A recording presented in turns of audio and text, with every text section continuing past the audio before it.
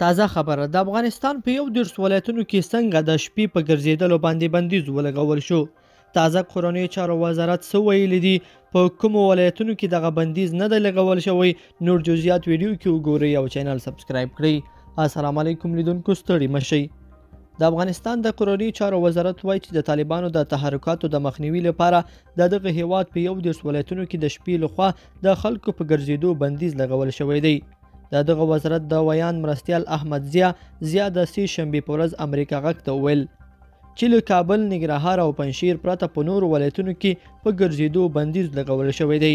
هغه زیاته کړه چې له دې وروسته د شپې له 10 څخه تر 4 بجو پورې په 11 ولایتونو کې خلکو ته د ګرځېدو اجازه نه ورکول کیږي.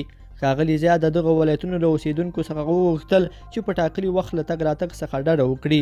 هغه وویل تروریستي ډلې زیاتره د شپې ناوخته په تروریستي او تخریبي کړنو لاس پورې کوي او له همدې امله پریکړه وشوه چې د دې وضعیت د مخنیوي لپاره د شپې لخوا د خلکو په ګرځېدو باندې یو لړ بندیزونه ولګول شي. ښاغلي ضیا ټینګار وکړ چې د دغه بندیز د تطبیقولو لپاره پولیسو خپل چمتووالی نیولی دی. د شپې لخوا په ګرځېدو دا بندیز وروسته له هغې لګول شوی چې په یو شمېر ولایتونو کې د طالبانو تحرکات زیات شوي او د افغانستان د امنیتي بنسټونو د معلوماتو په اساس په څه باندې 10 ولایتونو کې د افغان امنیتي او دفاعي ځواکونو او طالبانو ترمنځ جګړه روانه ده. د افغانستان د دفاع وزارت د معلوماتو په اساس په تیرو 4 ساعتونو کې په لغمان، ننګرهار، نورستان، کونړ، غزني، پکتیا، کندهار، هرات، بلخ، جوزجان، هلمند او کندوز ولایتونو کې د افغان ځواکونو او طالبانو ترمنځ نښتې شوې دي. دفاع وزارت وایي چې په دغو نښتو کې 244 طالبان وژل شوي دي.